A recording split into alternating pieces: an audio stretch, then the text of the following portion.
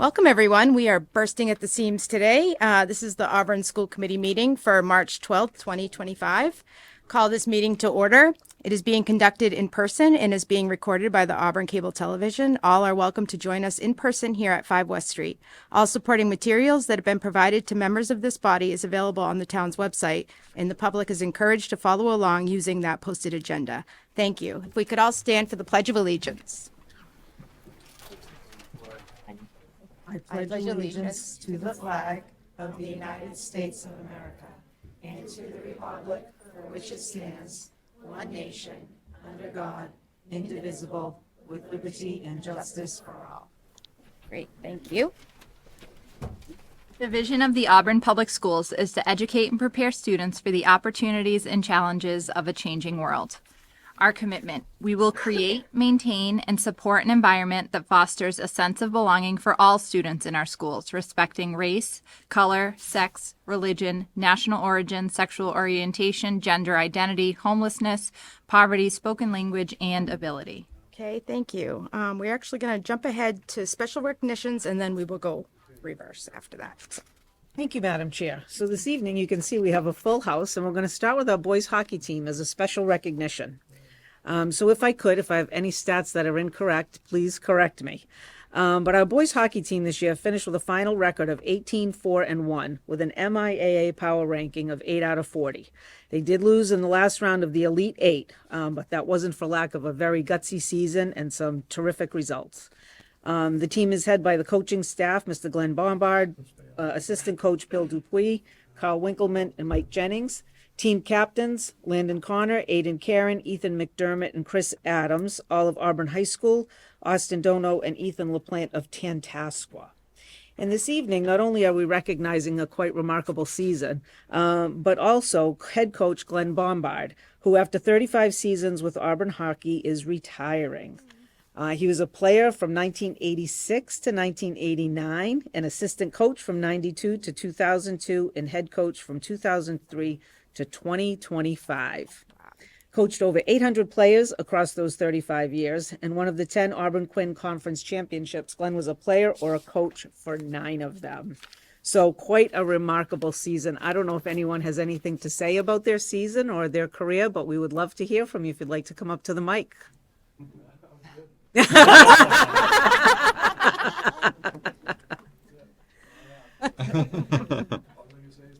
Well, and we want to say thank you as well. Yeah, It's a remarkable great career.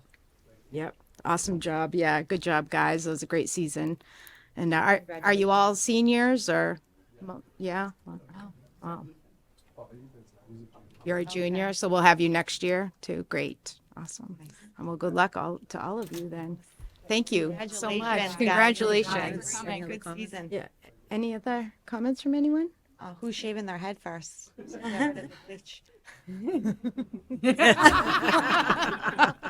Are you planning on letting it grow out? What's the plan? You haven't decided to start a trend?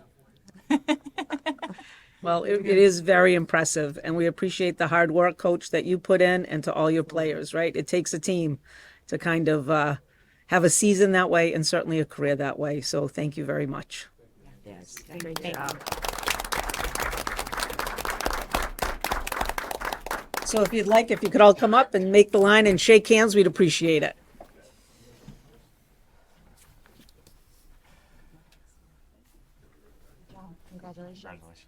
Congrats. Nicely done. Great job. Nicely done. Congratulations. Great job. Congratulations. Next year. Good job. Coming. Nice job. Great job. Awesome. Thank you. Great job. Thank you. Nicely done. Great job. Good job. Great job.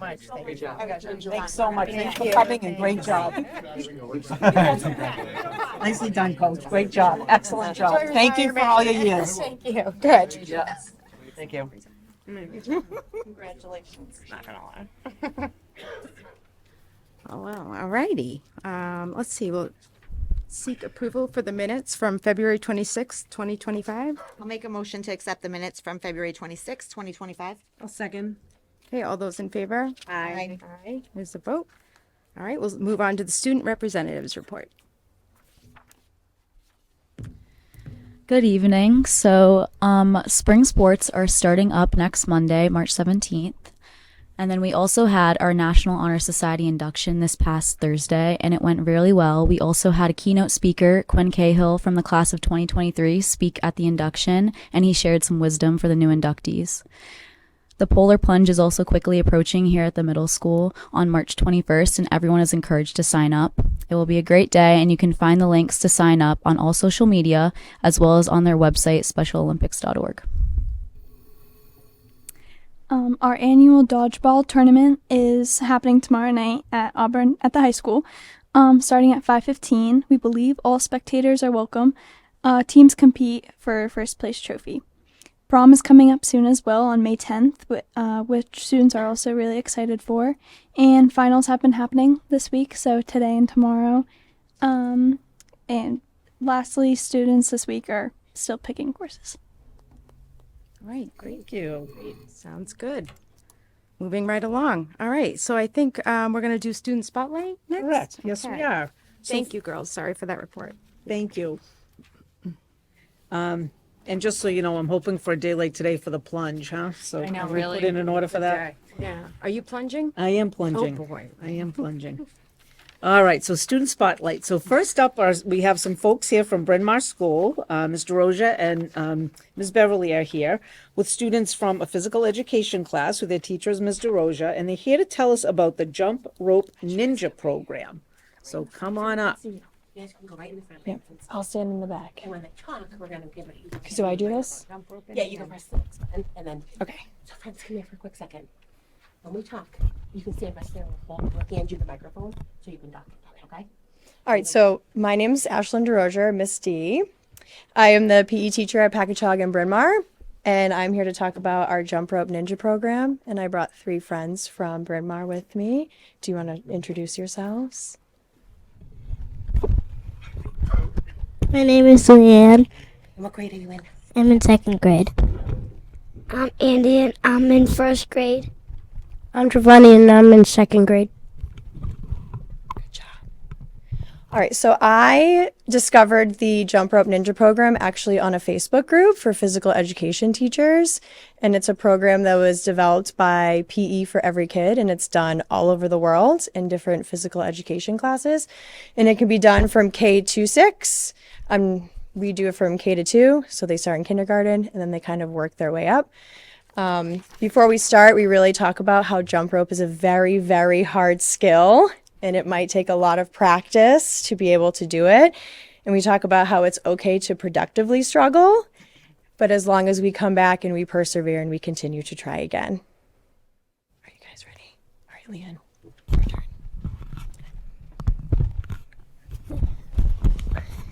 This page shows the number of consecutive jumps each grade needs to get to pass each belt color. Kindergarten starts at 1 and increases by 2 until brown to black. In order to get a black belt, a student needs to be able to get 20 consecutive jumps. The average kindergarten only gets the yellow-orange belts. In 1st grade, it starts off at the same as kindergarten, but gets a little harder at each level with a big jump for black belt. If you make it to black in kindergarten, you can choose a regular or advanced levels.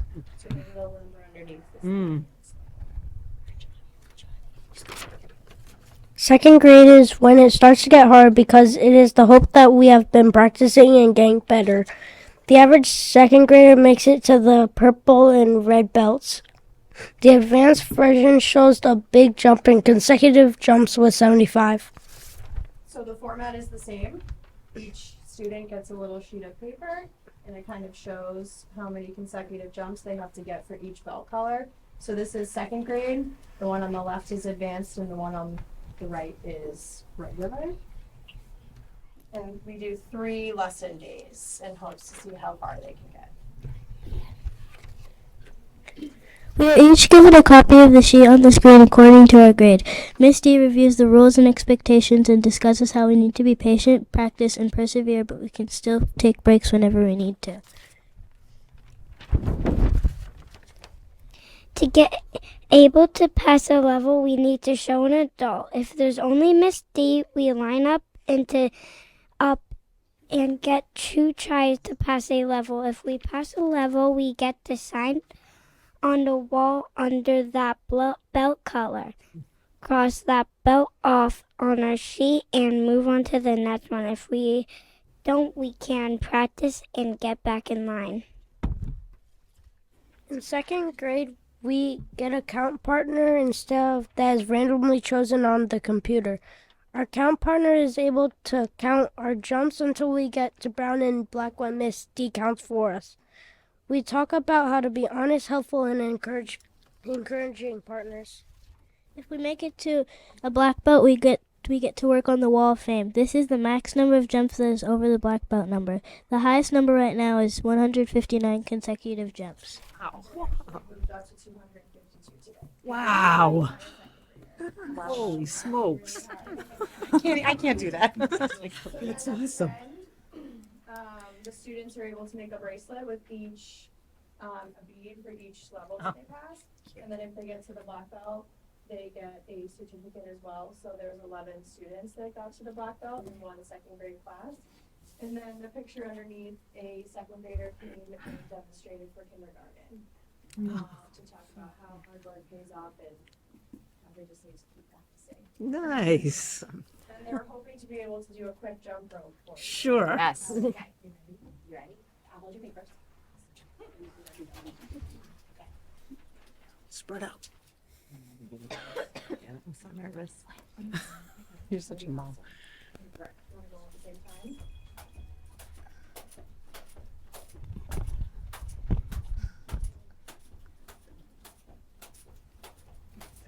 That's awesome. Wow. Give it up for Be on my face. You could have kept going. Oh, definitely.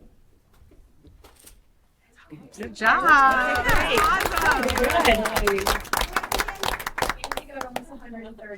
Oh my word!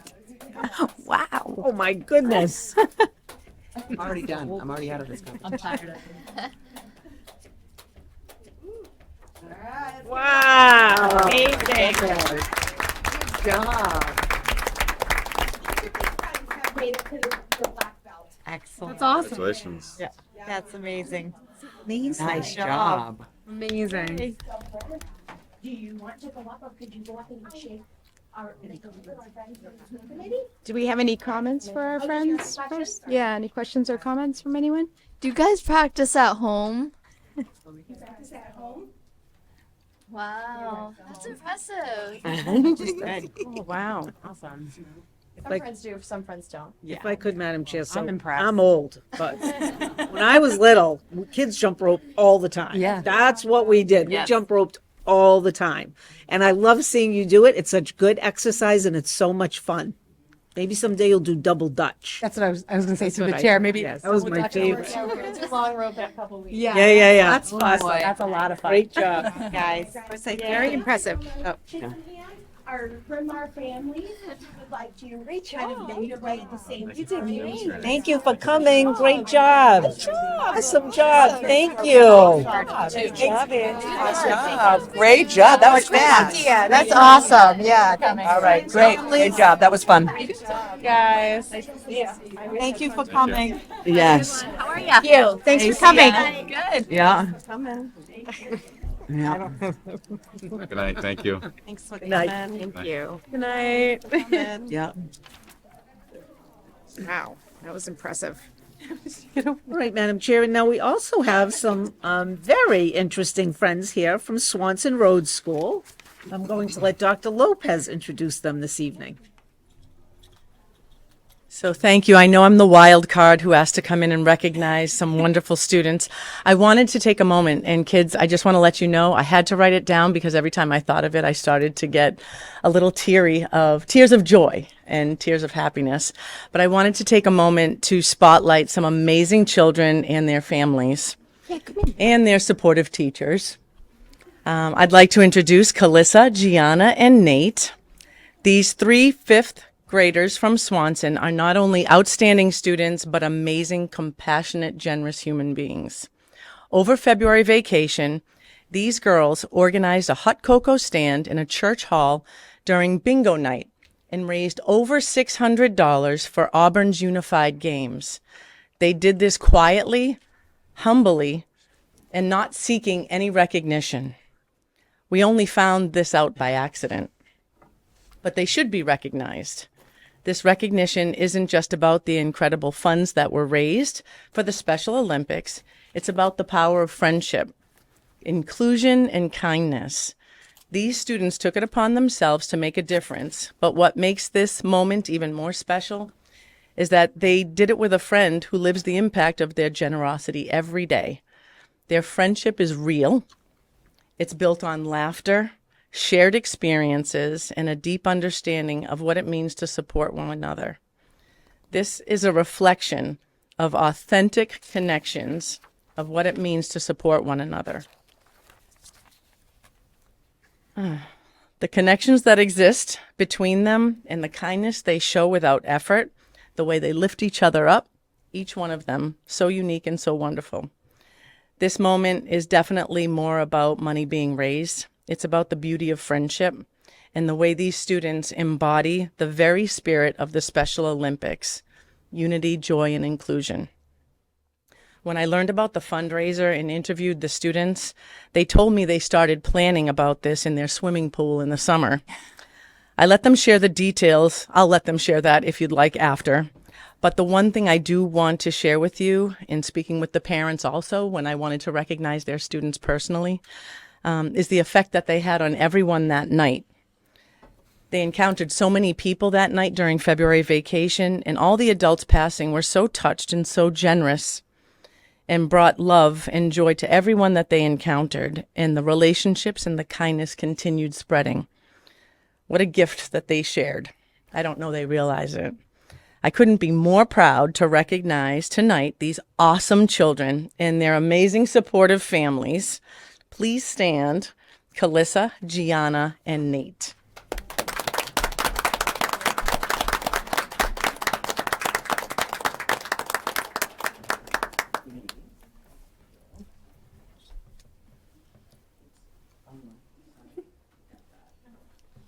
I don't know if there were any questions or anything further that you'd like to know from the kids themselves. Do we have any questions from the committee or comments or anything? Nope, I want to hear more. Yeah. How did you come up with this idea? Well, it was like a little too late to do like a lemonade stand, and we thought it's like the middle of the winter and like a lot of people enjoy hot cocoa, so we decided to do a hot cocoa stand. That was great thinking. Yeah. Great job. I think what you guys did is amazing Thank you. and Thank wonderful. Through the chair, are you guys sending the money to the Special Olympics? Yes. The great organization. Were you surprised at what you were able to raise? Yeah. What was That's your a lot goal? of hot cocoa. Like It is. 100. They hoped to raise 100. When I interviewed them, they had hoped to raise 100. And when they told me how much they raised, what a feat. Nicely done. Nicely done. Great it's job. We're amazing. very proud of you. Very thoughtful. It's good. Great We work. need more people like you. Absolutely. Sure do. Nice night. Great. Would you like to come on Would you up like and to come shake on over hands? and shake their hands? That way. Be a good human. Great job. Thank you for coming. Great job. Thank you very much. Friends, parents also. I think you should shake the school committee. Great job. Awesome. Awesome. Very proud. Way to come in. Families always be very proud. Great job. Thanks for coming tonight. Awesome. Absolutely amazing children. Awesome. Thanks so much for coming. Thank you. I'll email you guys. Hey, thanks for coming. I love his shirt. I'll email you the picture. Ready? Great kids. Oh, they're Hi, good. friend. Thanks for coming. Bye, Zia. Thanks for coming. Dr. Lopez, thank you. Nicely done. Thank you. Thank you. See you. All right. Bye. They're great children.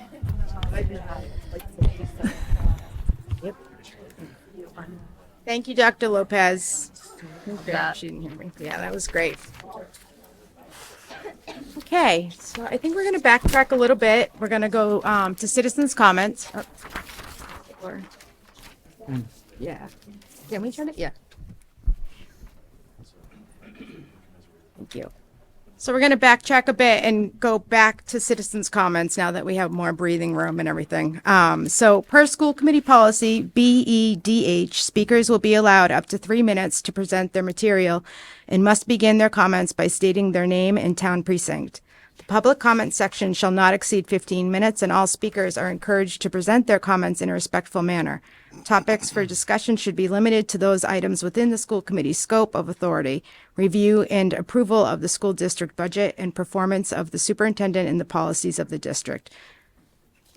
Would anyone like to make a citizen's comment? I can start. Okay, yeah, if you don't mind coming. Yep. The kids really There's be in the field. Wow. I'm a special needs mom, and my girl's no longer here, so that's a beautiful thing. My name is Athena Bolger. I'm here tonight just because I had seen something online about a soccer organization, and they were complaining about fees here in town for the sports. And my kids are very impacted by this. I'm a coach for softball and cheer.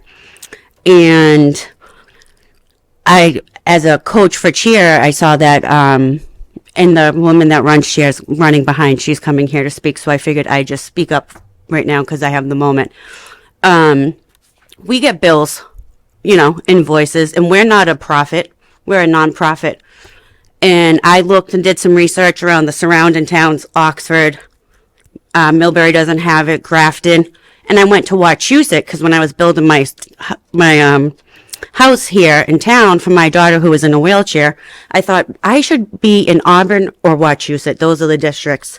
So I chose here because I'm from Auburn. I graduated in 03.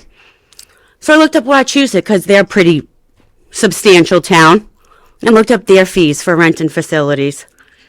We charge, as an organization with cheer, we get charged 5 times more an hour than all those towns. Oxford gives their kids no fees, just a site manager. And now we have a site manager, and that person obviously needs to get paid, right? $20, $30 an hour? I don't think so. I was an ABA. My first day, every germ, blood, kids with behaviors, everything you could think of. I walked out that day, $25. Your instructional assistants, we got a bill, 30 hours for a site manager who opens the door for us and lets us in and out. $620 for 30 hours. Your instructional assistants can't even get that in 2 weeks. I got that as a paycheck and I stopped working in this town. I was negative every week bringing my kids to school. I'm not saying you guys can't make money, but we're going broke as sports. And we get charged site managers. Soccer's complaining that they're just getting charged for a site manager. Come on over. We've been getting charged. So what we're looking for is to continue our sports with our kids. I pay over $13,000 in taxes on my side of town. I think I paid enough for my kid to use the gym. If it's $10 an hour in Grafton, why is it $50 here? Why are we being charged? The cheerleading's getting charged $50 an hour for a gym, $50 an hour for a cafeteria, $700 in site fees. We're just looking to maintain our sports because we pay our taxes. It's insane that we have to stop basketball 2 weeks into our season because we can't afford it or we don't have gym space. And God forbid you're trying to get that gym space. I don't even know how to do this. I'm just the one that everybody was complaining about it. And I said, event create, let's go talk to somebody about it. You got to help us out because our kids are your athletes. They go to your schools. We pay our taxes. Why are we spending, like, not for nothing? Auburn Elks rents out their place for weddings for the same amount of money I'm getting for a bill to rent the gym out. Why don't you throw a wedding at your schools then if you need money? Okay. And that's my piece. Thank you. Thank you. Anyone else?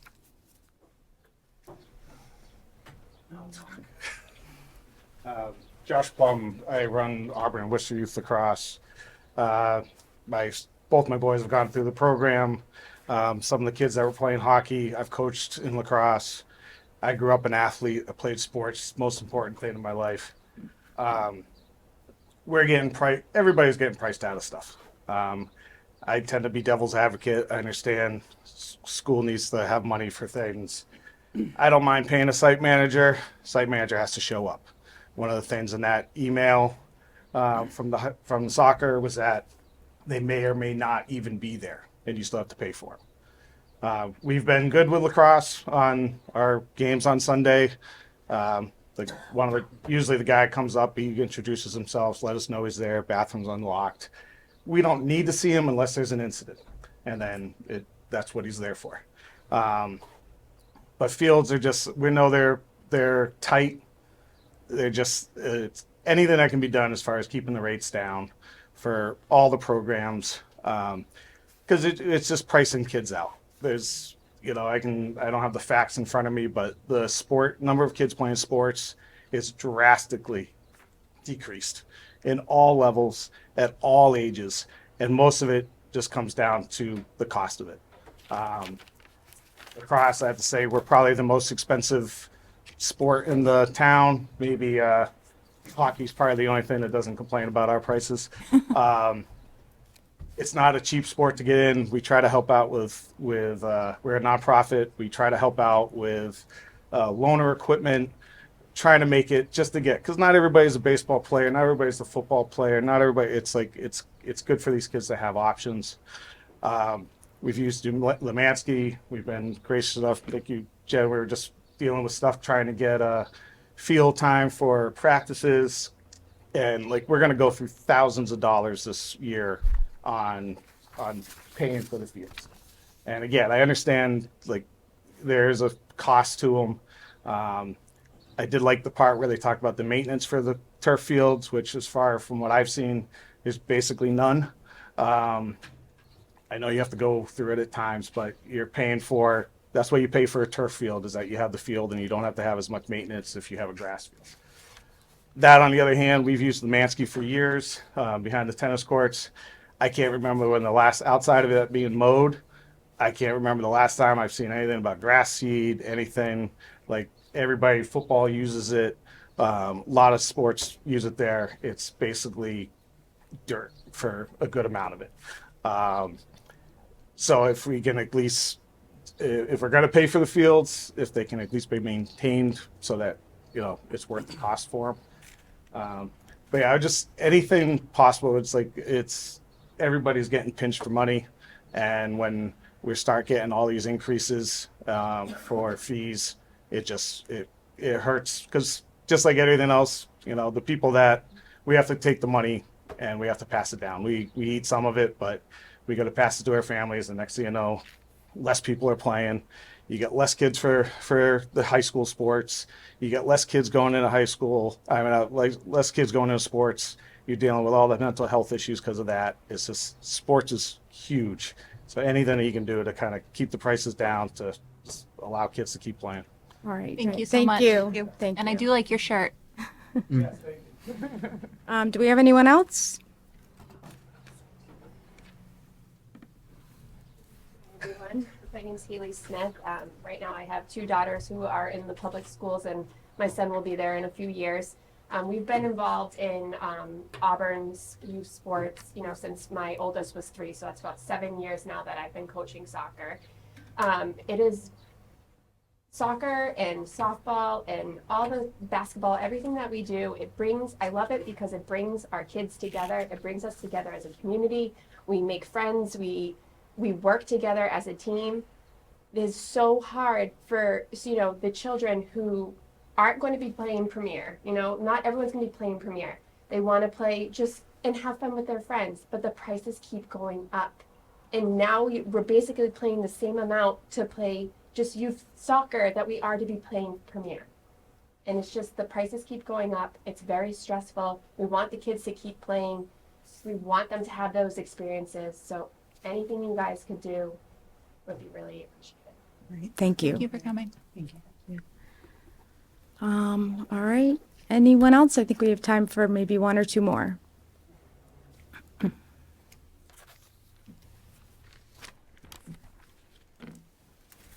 I'm Erin Hubble. I run the Auburn football and cheer program. I just wanted to talk about field space and gym space. How important it is for the kids to have access to the gyms and the fields. The cost, it's been different for us every year. We have no issue at all ever paying for site managers. Site managers are there to, if we're at the field, they're there to make sure the bathrooms are open for us. They're there to make sure that, you know, things are cleaned up at the end, that type of thing. I guess I'm more like confused as to why other programs are just seeing these fees right now. We've been paying them since I've been involved, which is about 4.5 years. So we've been paying site fees. I have invoices dated back to 22 with those on it. And the gym fees, it was 50 an hour and then it wasn't. And then, I don't know, they change. We don't really get a notice when they change. A couple of years they've changed mid-year. So we run spring and fall. Fall starts usually at the end of July we start for football and cheer. The gym space, the booking of facilities takes up so much of our time, and I'm sure it takes up so much of your staff's time too. We all do, this is a nonprofit like every other organization.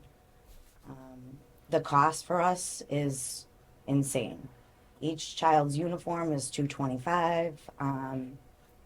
Just to put a helmet on a football player is about $420, not including their pads or their jersey or anything else. We charge our parents $225. We have them, you know, make up some of the costs with running a fundraiser in the fall. We have the kids do canning to help alleviate some of these fees and costs that come with the program. I guess my biggest problem is getting the space when we need it, and like the availability of the fields, and everybody is so eager to, you know, like, oh no, we're over here. Certain organizations are allowed to book every field in town. It makes it really, really hard to run the program. We have about 200 kids in our program right now. It's been built from when I started, we had maybe 30. So it's growing and it's needed. Football and cheer is huge in Auburn, and these players are going up to high school. They're cheering for varsity at high school.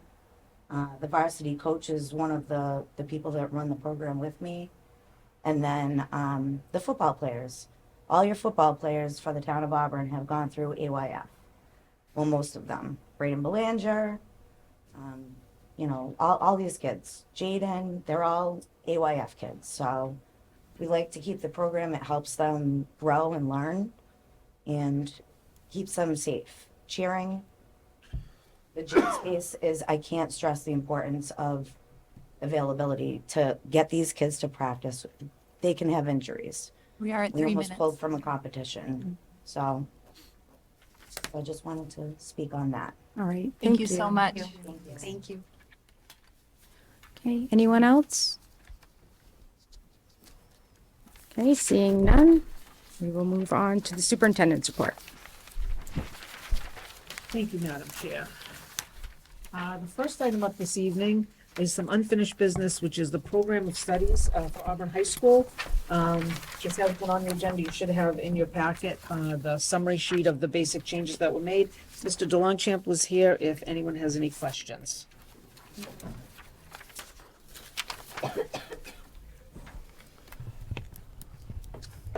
I know I'm touching the microphone.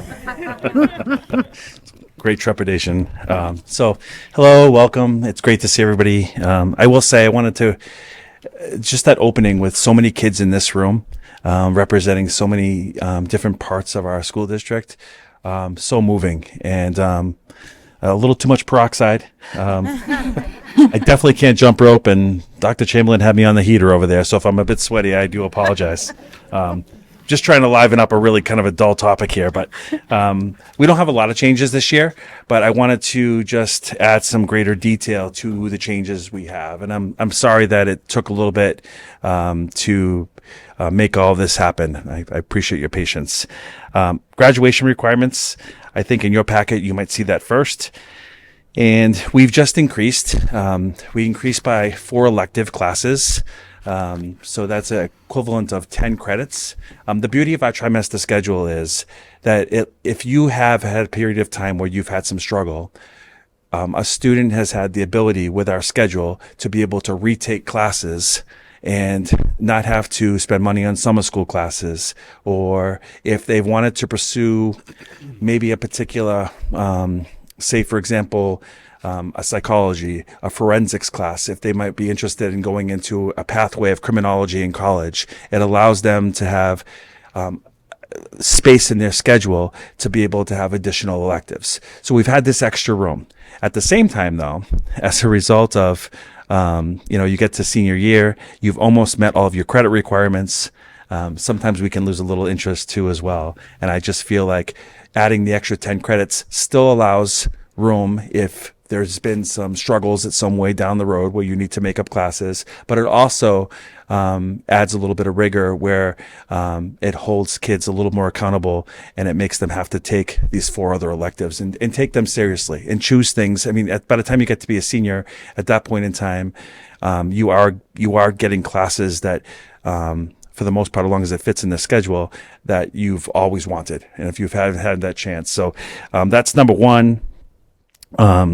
We've had our the MCAS requirements. I know there's been discussion, and so we've gone to our competency determination, and so this is passing the equivalence of 9th and 10th grade English. This is 9th and 10th, the freshman 1 or freshman English 1, sophomore English 2. That's the English requirements. Math would be grades 9 and 10 math, which would be it could be algebra, it could be algebra 2, it could be geometry, a combination of those classes. And then grade 9 would be like that biology requirement, and that would make up competency determination. And that's exactly what kids have had prior to the change with the MCAS. Fine arts, we added, and like I mentioned, I think last year at this time, we're always trying to tweak to gain interest. We've added 2 new electives, and some of it is just to pique the interest of some of our, this particular year, to pique our interest of some of our more advanced music students. Sometimes it's hard to run an AP music class with only 3 students. That's just frankly just not enough. So we've put in vocal technique and conducting.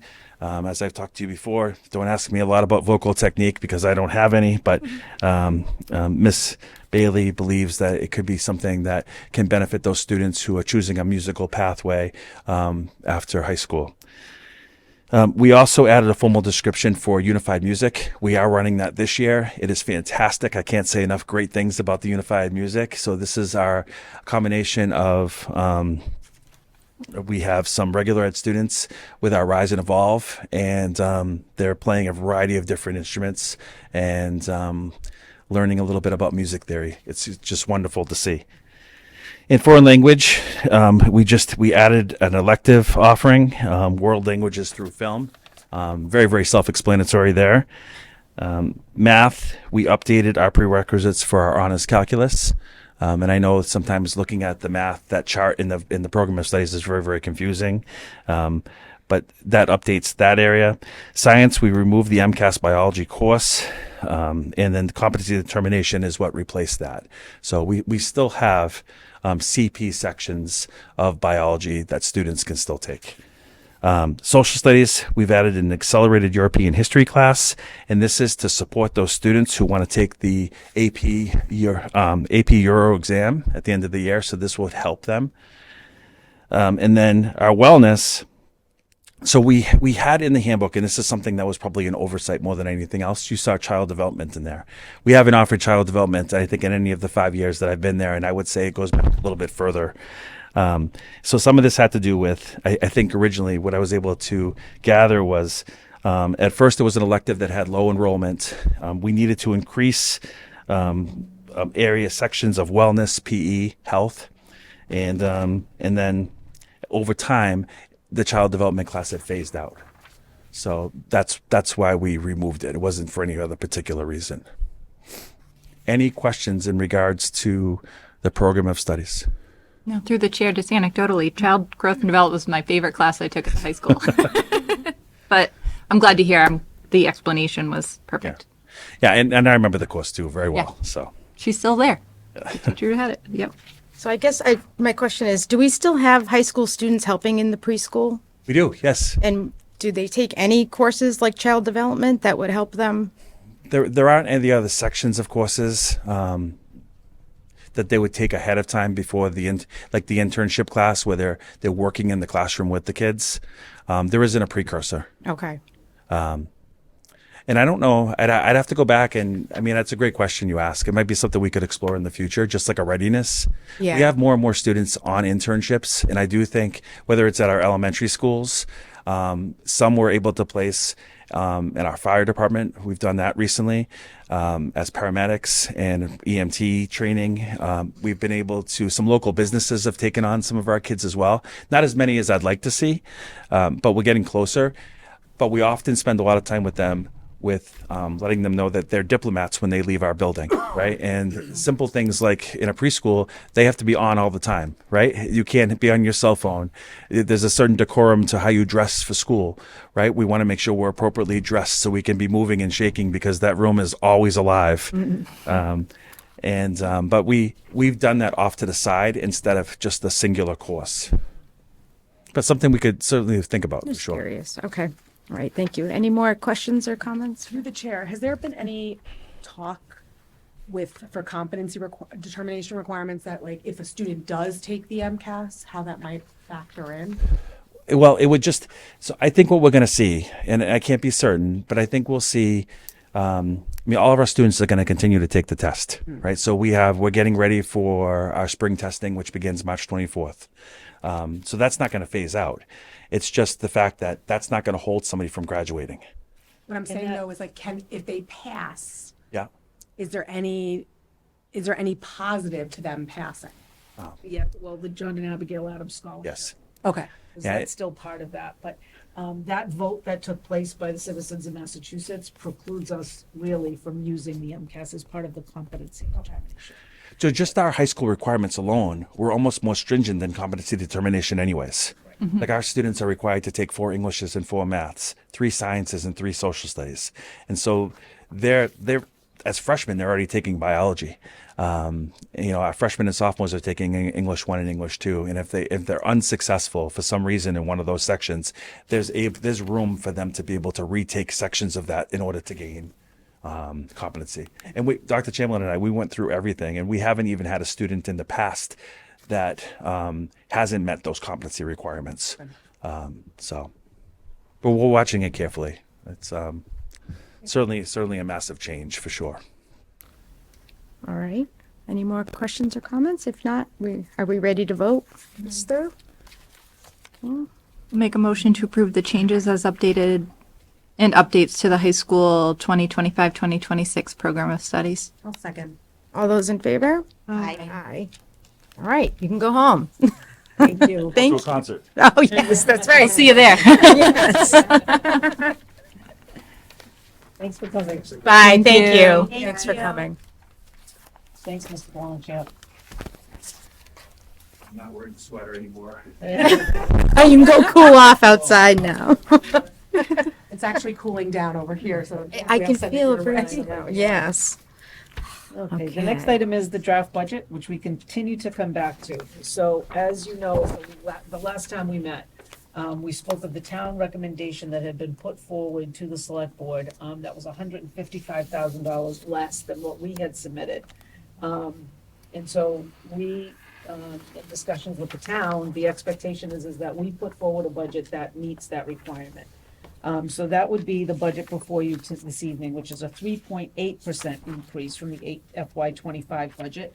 which is actually a 1.89% decrease from where we started back in January at 5.7%. So I did not go through and list all of the changes because we've kind of gone through many of them, but what I've tried to highlight here is how we got to this number since the last time we spoke. So again, you know, our transportation bid was received favorably based on projections, so it was 8% instead of 10%. There was no way that coming in at 3.81 was not going to impact staffing. So we have one teacher who has requested a leave for next year. That position will not be filled. I've told you about that position previously. There's one teaching position, the teacher has resigned as of the end of the school year, and that will not be filled. Two teaching positions are now continue to be noted, and they have been in there at $1 as kind of placeholders. For once we see where enrollment lies, we're gonna see where those positions fall. And again, I noted the last time that we had a teacher who's retiring at the end of this year. We hadn't factored in the difference in hiring somebody at a lower amount because she's a more senior teacher. So the total financial impact of just the positions is $334,193. We did increase our satellite and Galaxy, the use of as offsets to $35,000. And we did find out since the last meeting that the supplemental budget at the state level did pass. And what that means is in that supplemental budget, there's money for, we call it the EL reimbursement. So some of our newly arrived students who have come to us, as you know, throughout this time, we've received $104.89 per day per student.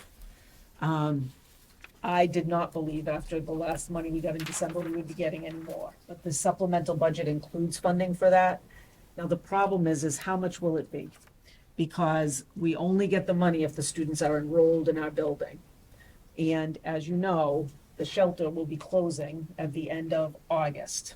So throughout this time, our student population is going to continue to decrease at a pace which we know nothing about, right? So we could have a lot of these kids till the end of the year and then lose them in the summer. Many of them could leave tomorrow. And when I say tomorrow, I mean tomorrow, because we have had situations where kids have just not shown up for school, and then we've been notified that they were moved the day before. So it was a little tricky, but based on, I think we still have 41 students enrolled.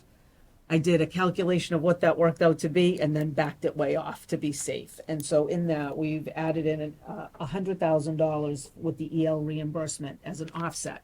However, what the state has also told us is that if these students are moved to other homeless shelters versus permanent housing, they will still have the ability to come back to school with us.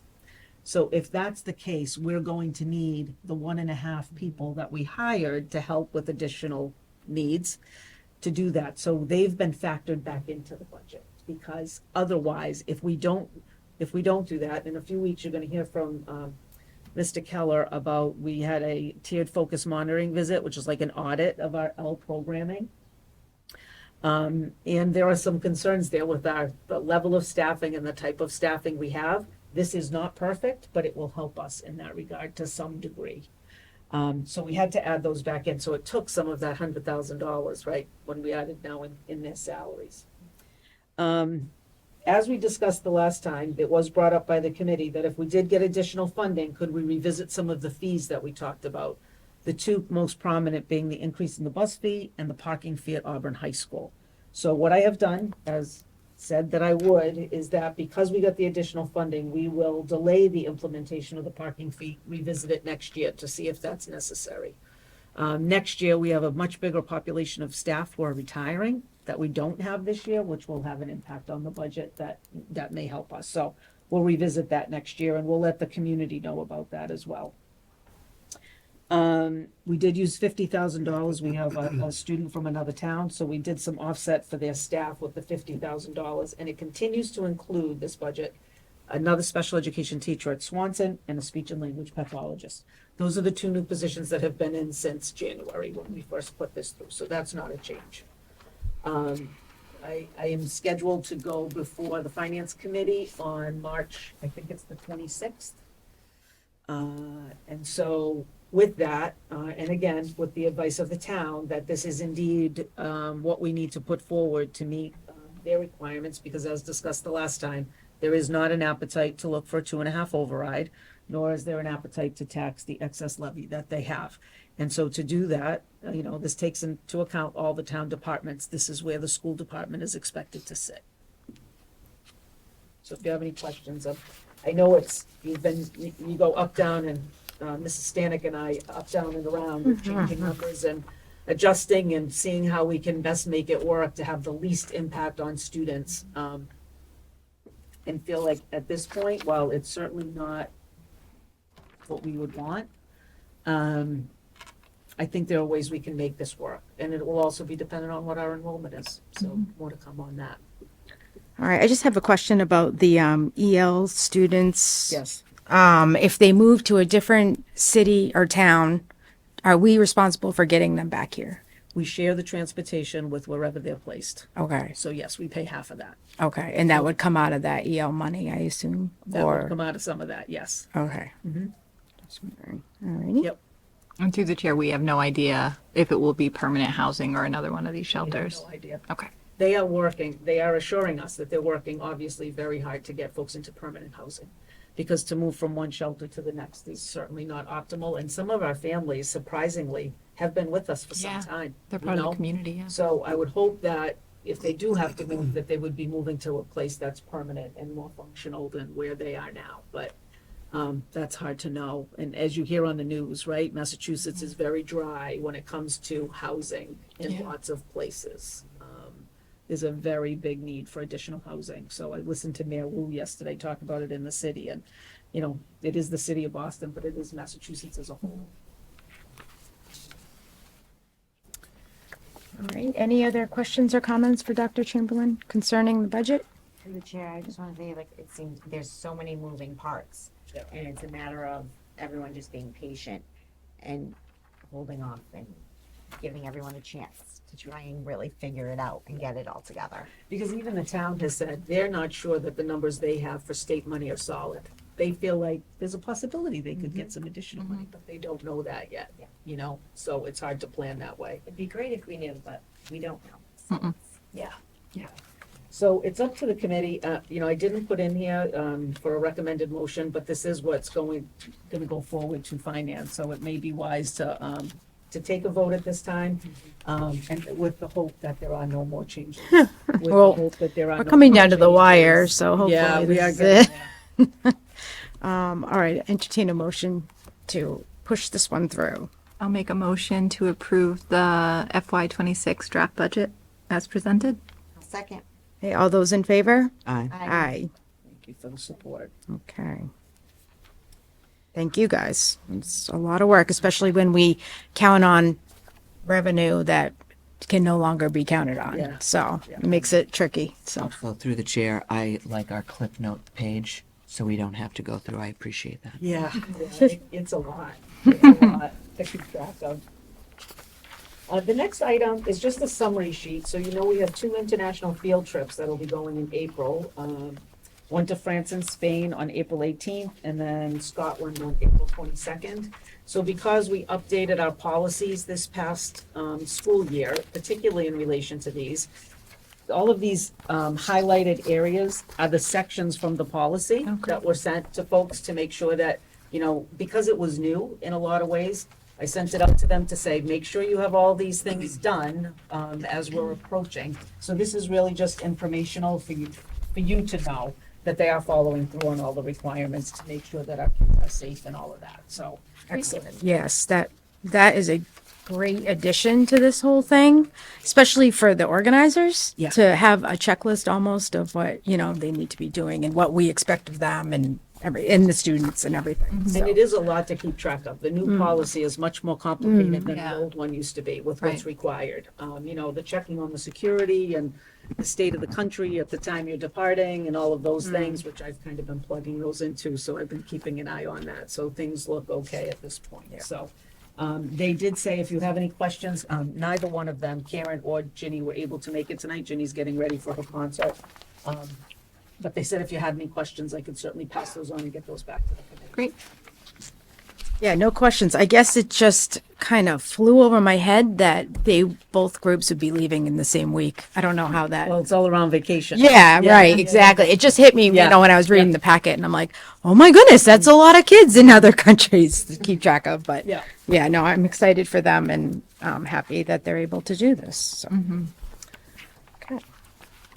All right, the next item in your packet is approval of a Massachusetts private school in Auburn. At one of our previous meetings, I had shared some information with you regarding a process that, quite frankly, I did not know about. But when a private school wants to open in your community, it is the decision of this committee to decide if that's okay or not.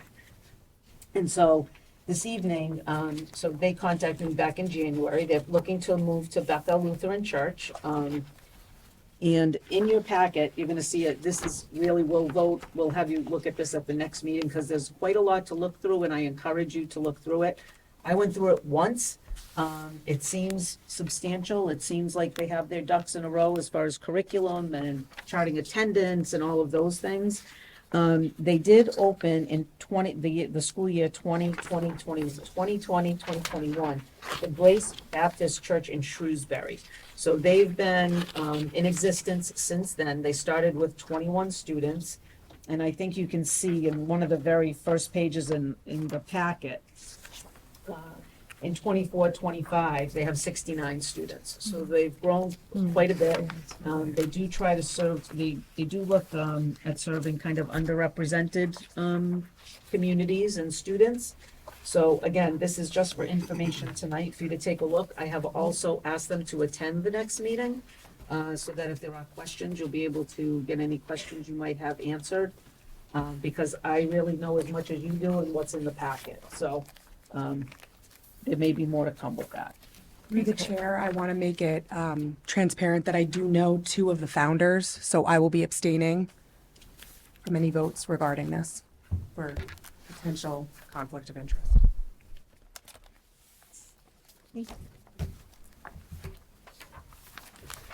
All right, so they'll be here April 2nd, you said? Yes. All right.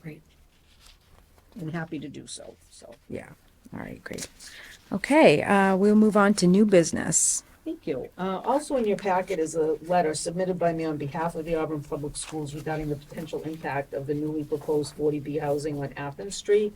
I don't know if you're aware, as you know, Topograph has opened, that's up off of Route 20, up the street here.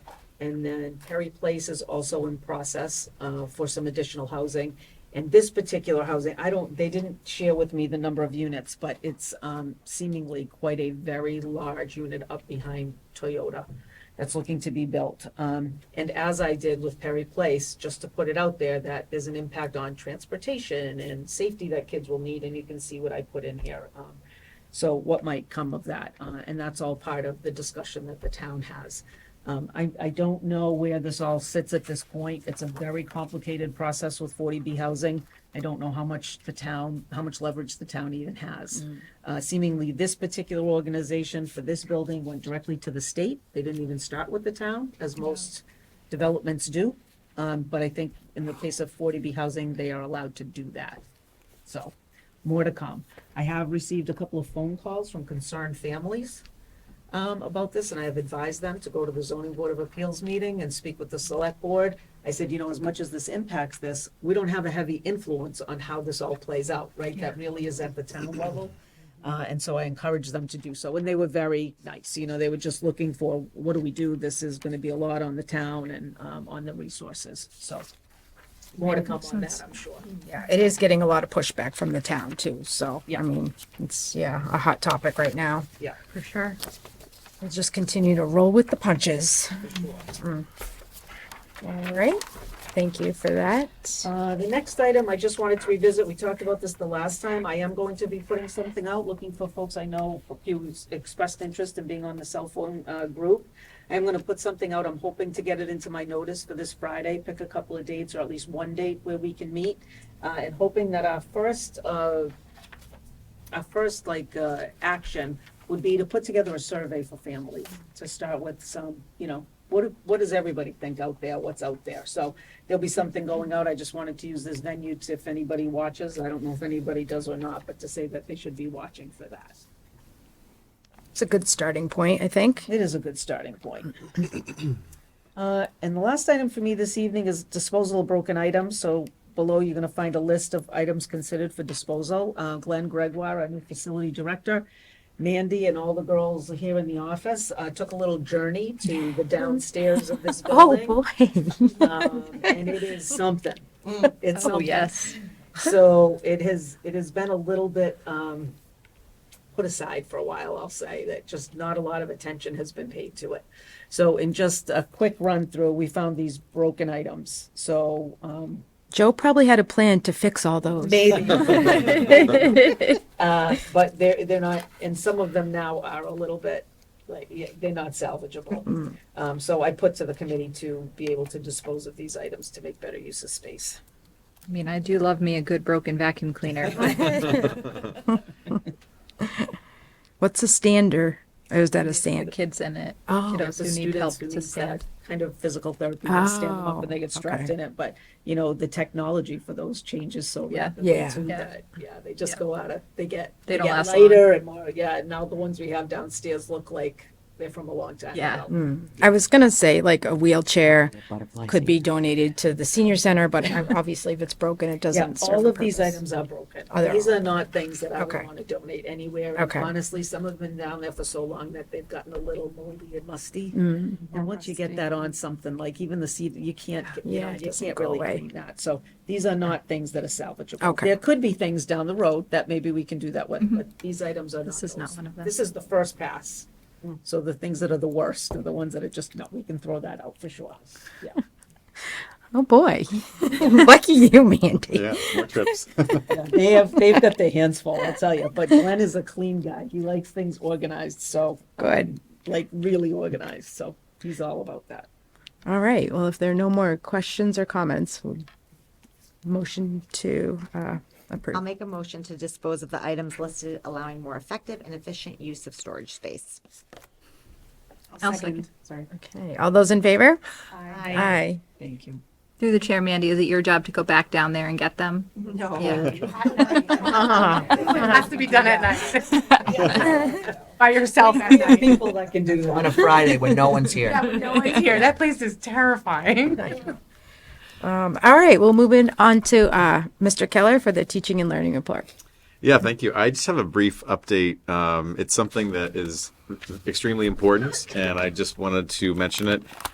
In professional development, those of you that are in education know that things kind of come and go, and really any initiative, if you don't put some legs behind it and some maintenance to it, it can kind of fall off. And so universal design for learning, you've heard that repeatedly over the years, and for 3 consecutive years that was the centerpiece of our professional development. This is the first year that it is not a major initiative. Bless you, Chloe. Bless you.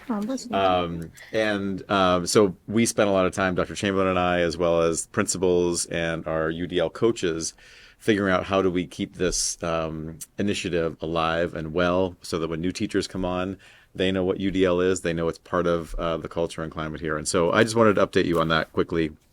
First of all, in a nutshell, universal design for learning, if that is a new concept to you, involves having teachers design lessons that have multiple means of engagement, multiple ways of representation, and then multiple means of expression on the part of students.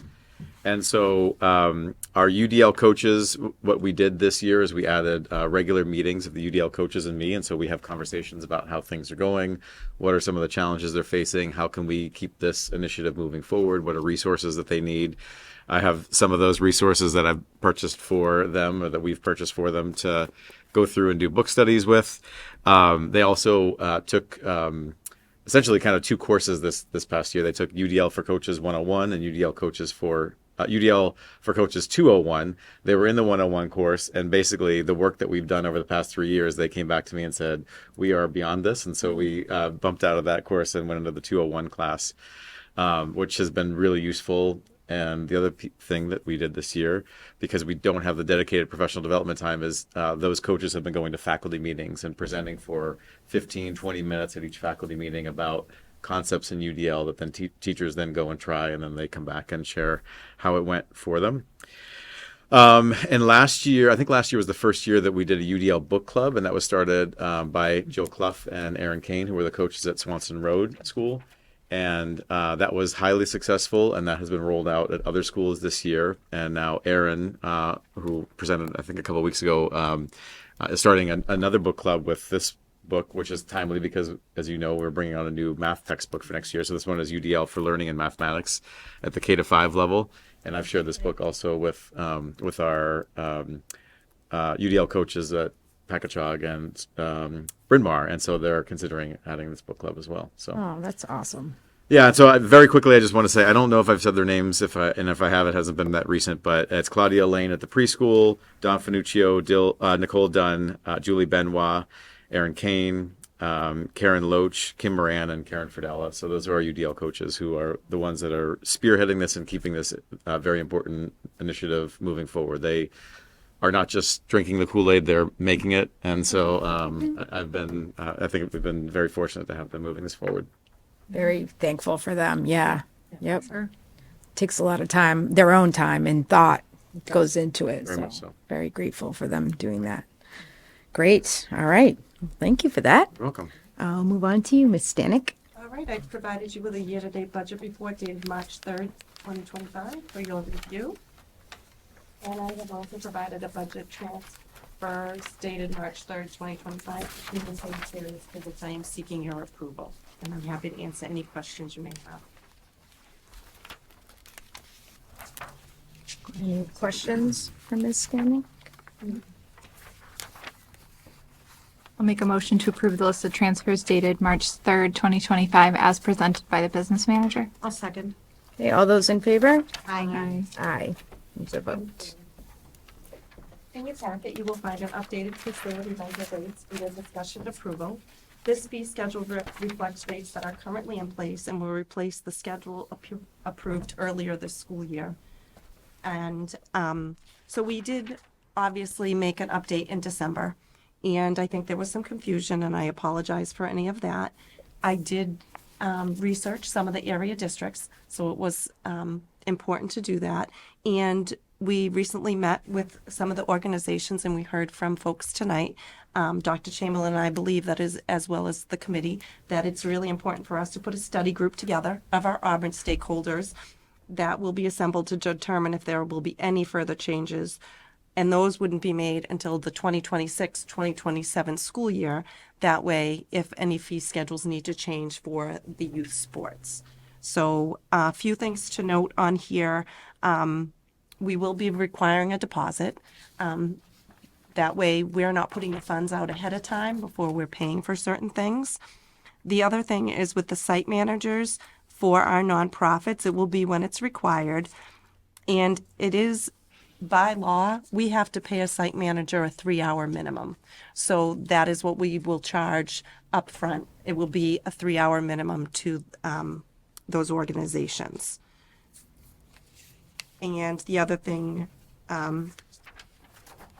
is prior, when you see for the gymnasium where it says $50 per session for Group B nonprofits, it used to be $50 an hour. So we have changed that to per session as opposed to per hour. We certainly want to work with our community and support our community. And I think some of the issue that was brought forward tonight is that I believe in the past it was done, this was implemented very inconsistently. And even the rates that were on this previous sheet, which again, it did say it was $50 an hour, we found some evidence that that was done inconsistently. Why? I don't know. I don't have a good answer for that. What I know is that, and I know there's going to be a learning curve with folks getting up to using this FMX, but if we don't use something like FMX, we're looking at hiring a person because this is not manageable without some sort of tool that does that for us. And I know, right, people have been very used to it being very casual. I can make a phone call, anybody in the gym, can I be there in 2 hours? Like things like that happen regularly. We don't have the manpower to manage that. And the demand has increased. You know, they were talking about that they need more gym time. it's not like we're holding empty gyms. Our gyms are seeing a lot of usage, and sometimes we do have to hold gym space for our high school teams. So sometimes, right, we can't book it all because sometimes, now you get to playoffs and they need an extra practice and the season goes longer and there are 100 reasons. So it isn't like we just tell people they can't use it, but it has to be a balance that our sports teams have the opportunity to use those. So we know that what's Mrs. Stanek said to me yesterday, I think I'm going to tweak this in FMX, and I'm like, then we talked about it, like, no, this is how we started. We're going to be very flexible, which we have with some of the folks that were here already, with getting them time when they were already within the 10-day period. They called, we helped them out. We're going to do that whenever we can. But for now, because it's new, we need to use it as it is. And at the end of this spring season, see what needs to change, if anything, as far as how that system works. But for now, it's allowing, I know even Cheryl Moran would chase people for insurance certificates. Now you have to upload an insurance certificate, and we have to have that to protect the district, right? But it's taking that off the plate of a person who already had a full-time job as an accounts payable person from doing this. So I know there's some angst with that, but Mrs. Stanek and others have worked individually with a number of people to help them get the time that they needed because they were inside the window, and we'll continue to do that. And eventually, if we need to shorten the window, we will. But for now, we have to shake out who's using what and when and how much time they need. Does that make sense? It does, yes. Yes, it does. I think sorry, go ahead.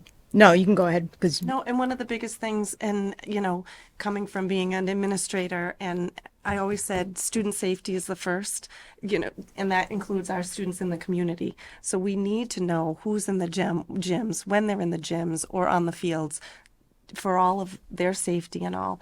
And the FMX system is quite easy to utilize. It really is. And the biggest thing is setting up the account for each of the community members once. And once they've uploaded that certificate and all of that, then they can make their requests. And I do know that it takes a lot from our staff to, like Dr. Chamberlain said, we can't afford to hire somebody to do this facility rentals. So we needed to find a solution. And yes, there are bumps in the road. But I do believe that this is going to alleviate a lot of work for, our academics, and our student athletes come first, and then our community. Mm-hmm. So there is a hierarchy that we have to follow. And I think our customers too, the folks that want to use it, yes, they're going to get more timely responses, because in the other one, sometimes they would wait over a week to see if a date was available because it was the secretary's job at the high school and somebody was out sick, or then they forgot that entry got put into the Google form. This way, they're going to know automatically if time is available and if the time is there. All right, so I have a few things to say. And any questions you have, yeah. I'm happy, because I also discussed this with my cohort in the business managers thing. And so I've already I had done some research, and I've added to the research to bring forward to the stakeholders and task force that we do put into place, because we want to work with the community. And I think that's a great idea, creating a group of stakeholders to come together and discuss all these things instead of them going on Facebook and discussing it behind our backs. It's gotten out of control, weaponizing social media to come after us, and we're moms and we're wives and we have kids and jobs and everything else. It's absolutely unreasonable and disrespectful in many fronts. But I do appreciate the people coming here tonight to talk at Citizens Comments. It's nice to hear from people face to face. I absolutely appreciate that 1,000%. I'm more privy to try and work things out with people that are here to talk to us than going on Facebook. I guess one point was brought up before that we're going to go after clubs in July. Are we going after clubs in July? We are not. We are not. We're not going after clubs in July. We're not in the business of bankrupting nonprofit clubs. That is not our mission at all. We're just trying to keep it fair and cover the expenses. It was implied that the site manager doesn't actually make $25 does the site manager make the $25? They do. Okay, they do, I think it so. was implied they didn't need to. Oh, okay. Because they didn't do much of anything. But if we're going to protect our property, it is important that we Right. have someone there. And some of these people are here all day long and then have to stay till 10 at night. So of course they deserve pay that keeps them in the building that long to cover these And things. there's a difference between opening up a building and being on a field. So that's, I think, there was concern that some places were some organizations were being charged for site managers and some were not. Well, if you have to unlock a building and be inside a building, that's a little bit different than being on our fields. Okay. So if there's nothing to unlock or you're not using the restrooms outside, there might not be a site manager, so there isn't that fee. But when you're going into the building, there does have to be a site manager in place. And that's understandable Yeah, too. absolutely. And, we all pay high taxes. I pay very high taxes in this town to live where we live. And that money goes to cover the maintenance and facilities for our students first. Like Jen, you just said that. Like first is our students and their engagements and their, extracurricular activities are number one. And then it's the nonprofit groups and the clubs come second. So, we really need a little more understanding on their side too, to just kind of, you had mentioned we can't even repair the basketball courts because they're so overbooked and they're in rough shape right now and slippery because they can't get the treatments that they need. So we can't even find time to do stuff like that. It's just overwhelming and it's become a huge thing and it really shouldn't be. It can be very easily talked through. I guess in the future, well, I probably won't be on here in 27 or 26 when you guys do the next go around of this. I would hope that someone on the committee would want maybe like a sampling of if a fee was going to be increased for, let's say, soccer, what does that look like? How much of an increase is that for the parents? And I think, this past go round, someone said it was 500%. We're not in the business of ripping people off and taking 500% increases. So I would recommend that maybe, there's kind of like a grid, like if they're using 100 days on the fields with this increase, this is what it would look like. Just so we're not blindsided by the increase, that's just my suggestion. So, and I'm done. So whatever. You guys, who's next? I'm next. Okay. Through the chair. I guess in the future, I'll definitely be a little bit more cognizant of the hourly. I only have one soccer player in town. The rest, it's either baseball or they don't do town sports. So I didn't realize the number on the fields. And for that, I apologize. Having said that, this could have been fixed without going to Facebook. I think we're all volunteers. We do this for the kids. And I think that a lot of the nonprofit town sports are also grown-ups who are doing this for the children. But by doing that, we are essentially role models for the children. We would not want any of our children to just go blast anybody on Facebook without at least following the entire chain of command all the way up to school committee members. So I would ask that, I'm going to make sure that I am being a role model and doing my part. And I ask that all people in the community who are taking on those volunteer roles do the same. Because I'm a human and I don't like to feel attacked when I'm doing this to volunteer and to support kids. I started being on school committee because I'm very bad at crafts and PTO was not my game. So, I'm here for the kids and I know all the sports are there for the kids, but we need to role model for the kids and what we would want our kids to do going forward. I would appreciate that and that respect to be both ways. I think that's it. All right. Anyone else? My turn. My turn. Through the chair. I'm more of like a concrete person.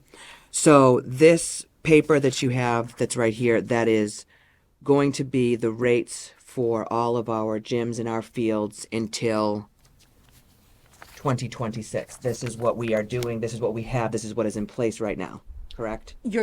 I would need you to vote for what is to make this in place right now. So, Can I just clarify one Yes. thing? So the changes are, they're really two, I think. okay. Is the 3 hours for the site manager, which we are supposed to do. So that's, it's still the $25 per hour, but it's $75.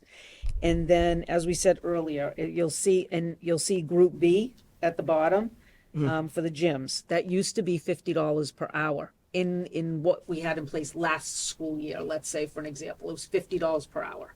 So Okay. this is a big improvement for them, that this is going to be $50 a session. So if they book it for 3 hours on a Tuesday night, it'll be $50, not $150. Right. Okay. Right. Ask a clarifying question on that.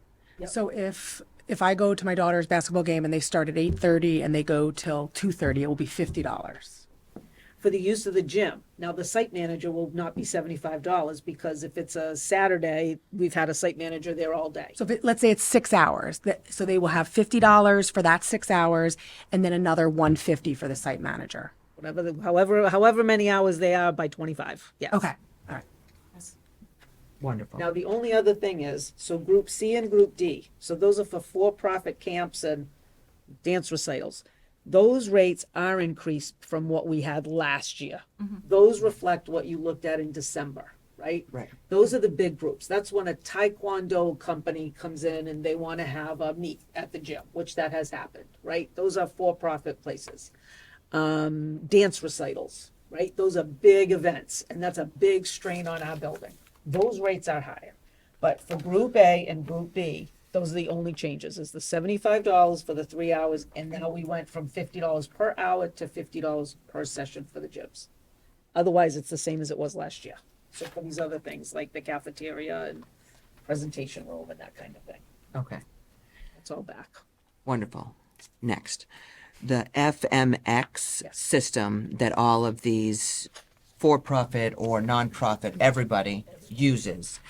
Is there like a step-by-step that they can go to online where they can just click? Is there a support person in the school that would help them should they hit a roadblock? Yes, and we have been spending much time on that. Prior to moving to FMX, I sent out a notification to all of our staff with step instructions, also had a video tutorial for everybody, and I also sent that out to all of our community members as well. Anytime somebody's hit a roadblock, they have contacted the business office and we've walked them through it and worked through it. It really is very intuitive and quite simple. The thing that I think that the community needs to get used to, and I get that because it's a new system, is the 10-day window. And the 10-day window is not to be difficult. It's to make sure that we can give them that space and also give us time, if a site manager is needed, to book somebody to come to work. Because the other thing is some of our, especially at the high school, our secretary leaves at 2:30 in the afternoon. Yeah. So it's not a 24/7 business that we're doing this. And the thing that FMX is affording us now is consistency. Because this could be somebody's full-time job and we can't have that. Right. You know, And that's it's not gonna our. eliminate, like I talked earlier about, in the past, there's been an inconsistent application of whether it was the fees or who got to use it. This levels the playing field by using this program. Everybody's got to go through this. There's no little side calling at the last minute, can I use this, you know? And again, we've made some accommodations already for that because it made sense for kids, because we're not going to hurt kids. But it is going to level all of that, which is a good thing. Okay. And then 2 more questions, I promise. The 10 days is 10 business days. School year days, how are the 10 days? I believe it's set up as 10 days. So if I if I request on a Monday, the following Wednesday, I will have confirmation, or You need to put your request. So today's the 13th. 13th. 12th. Whatever. 12th. 12th. 12th. You wouldn't be able to make a request. The first request you could make is on the 22nd. 12. Yeah, the 22nd. Let's see if I can add. Okay. So that's what the 10 days is. That you have to think 10 days ahead to make your reservation. Okay. And should something happen, like the people that came in, they wanted an extra practice, they're going into playoffs, there's something, is there a system in FMX, or is it still to phone someone at the school? May I use your cafeteria? Like if it's with, when we're, so 10 days is awesome. Like 10 days, you'll have spring sports and winter sports and fall sports and all of that. That's perfect.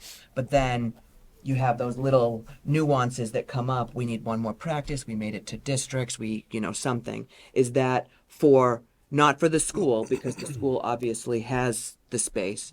Is there for our town kids or our for-profit people, whoever they may be, where they might, in a smaller window, be able to make the phone call or request? Do you know what I mean? So they can't request within FMX, but they have reached out to myself, the business office, or to the secretaries that typically do it at the high school or the middle school. Okay. And we do our best to support them. Okay. I will be putting something out just to our community members as well, that so if they know, for instance, I think it was the basketball league, and they knew like some teams will go into playoffs and some don't. If they know about those playoff dates, I think they should book them already, Right. and then cancel if nobody makes the playoffs. So to try to think ahead, and that way we can pull those dates off, if that kind of makes sense. Yeah, no, But it's 100%. just, it's a learning process for all of us. The more we plan ahead, the better it is for all of us. And staff is using the FMX system as well. So for the spaces within the building, so that, the presentation room is used very often at the high school. They have to put their requests in too, so that it's not double booked. So you don't show up with your class and be like, oh, I thought I had it. Nope, it's all going right in there. So it is going, I promise it is going to get better, and it's going to be consistent, because we don't want, people to feel like Right. one is getting charged, one isn't. We want to make sure it's consistent and fair, and we want to be fair. Right. But we do have to pay our expenses. And what I have noticed since taking my role, we're paying a lot of those site managers and fees ahead of just getting the money from different organizations. Mm-hmm. So that's why we have instituted or asking for that 50% deposit. And then their final bill, it would all work out if anything had been canceled. Okay. And then the cancellation is 3 days prior to the event. So as long as you're 4 days or more, there's no that additional $150 to $200 whatever and $50. Okay. Correct. And that comes along with the hours of the secretaries and that. Mm-hmm. If they cancel late on a Friday, we don't have any notice, and we have to pay the people that have not been canceled. And I'm going to say too, this is partly in response to folks who just simply wouldn't show. So they would book a gym, we would have a site manager, and no one would show. So that has happened multiple times. And so this is just another way to kind of push people to let us know that you're not coming. So then we don't have the site manager come, and then we don't, it doesn't all go that way. So that was another reason for that. Yes. Okay. All right. Have we beat this horse to death enough? You're not. No, we haven't. Question. So when she's done, I do have a question. Steph pretty much asked all of my questions as well. But I do want to say, I agree that it's important to level the playing field. I also think it's important to say, and I would also like to thank the people who emailed, who texted, and who came to the meetings, because that is why we are able to sit here right now and make these adjustments and fix things. Unfortunately, social media is not how we get things done, and it's not how we can govern. So please, if there is anything that you are concerned with, all of our information is public. It's found right on the school's website. You can email, you can call, you can text, you can come to a meeting. That's why we're able to do what we're doing right now. I just have a question for the site manager fee. When it comes to, does it make sense to change it to say $25 per hour with a minimum of 3 hours, and any additional time over is $25? Just to make it, like, I guess to make it more palatable, because I see $75 and I'm like, okay, and then it says $25. See, for me, I didn't understand that. When I saw that, I was confused by that. Just add the word minimum next to each of those on the first line? $75. Like I would say minimum? like group A is $25 and then underneath it put minimum of 3 hours.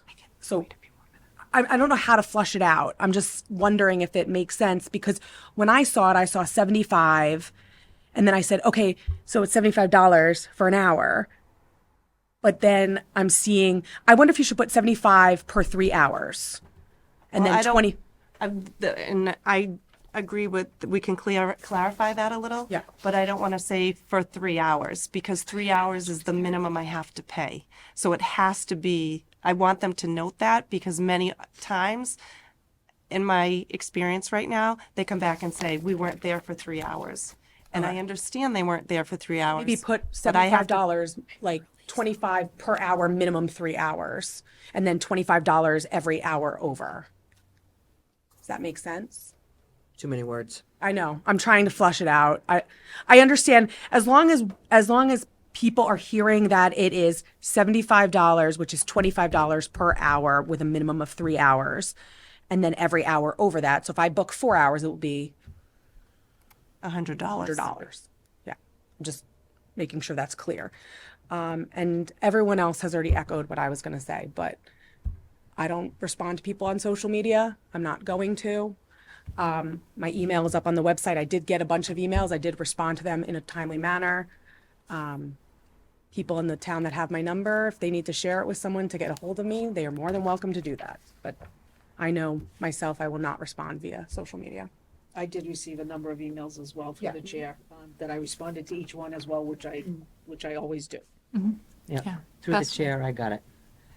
So site manager, minimum 3 hours right before it. Yeah. See, I couldn't flush it I was out. just gonna say. 3 hours. Underneath the site manager, I'm going to add the 3 hour minimum, right? Yep. So same thing, it just clarifies the wording. Correct. Perfect. Perfect. Yeah, I think that that's necessary, and everyone already echoed what I was going to say, so I think we can kill this horse. All right, seek a motion to approve then. I'll make a motion to approve the updated document for facility rentals dated March 3rd, 2025, as presented by the business manager. I'll second. Okay, all those in favor? Aye. Aye. Thank you. All right, thank you. That was fun. Next. Next in the packet, the Board of Selectmen voted on February 24th, 2025 to open the warrant for the May 6th, 2025 annual town meeting and to close the warrant on March 14th, 2025, which is Friday. I have provided the proposed school department articles for the annual town meeting for your review and approval, as these will need to be sent over to the town on or before Friday, March 14th. Happy to answer any questions. Through the chair, these are all very typical articles that we put forward. The first, the Medicaid receipts. You'll see that the other three have blank numbers. Those we find out later in the year. So the town will provide us with the interest for the gymnasium. That will get put in before the town meeting. Same thing, McKinney-Vento and foster care. And Mrs. Stanek will get that from the Department of Ed. And again, we can't get those till later in the year. And the final article is on the back.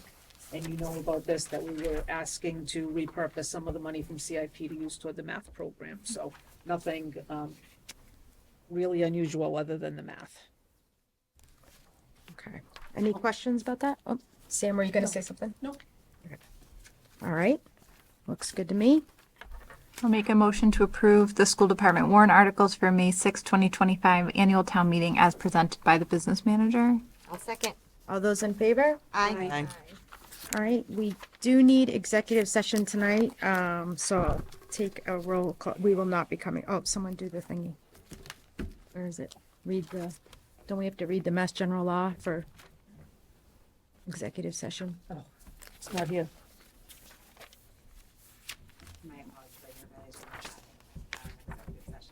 All right, well, we will not be returning To to open session. open session, so. That should be good. I was going to Google it, but. Roll call vote. Sam? Yes, here, everything. Brooke?